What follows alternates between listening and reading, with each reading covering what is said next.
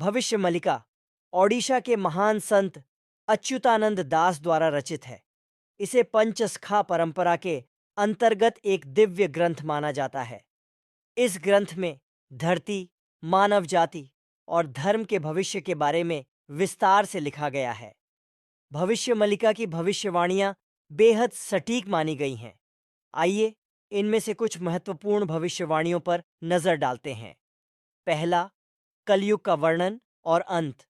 भविष्य मलिका में लिखा है कि कलयुग में अधर्म, अन्याय और पाप अपने चरम पर पहुंचेंगे। लोग धन और सत्ता के पीछे भागेंगे। धर्म का पालन कम होगा और समाज में अराजकता बढ़ेगी। लेकिन इस युग का अंत अवश्य होगा। सत्य और धर्म की पुनर्स्थापना के लिए एक दिव्य शक्ति, जिसे कल की अवतार कहा गया है, का अवतरण होगा। दूसरा, प्राकृतिक आपदाओं की भविष्यवाणी।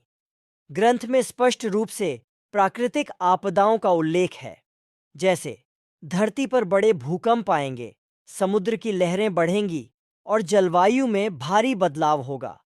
ये सब मानव जाति को एक चेतावनी देने के लिए होगा कि हम अपने कर्मों को सुधारें और प्रकृति का आदर करें। तीसरा, नई बीमारी और विज्ञान का उदय। भविष्य मल्लिका में कहा गया है कि कलयुग के अंत में एक ऐसी बीमारी फैलेगी जिसका इलाज तुरंत संभव नहीं होगा। लेकिन यह भी बताया गया है कि विज्ञान और आध्यात्मिकता का संगम होगा। नई खोजें होंगी और मनुष्य अपनी अंतरात्मा को समझने लगेगा। चौथा, समाज और मानवता में बदलाव। भविष्य मल्लिका बताती है कि जब अधर्म अपने चरम पर होगा तो समाज में एक बड़ा बदलाव आएगा।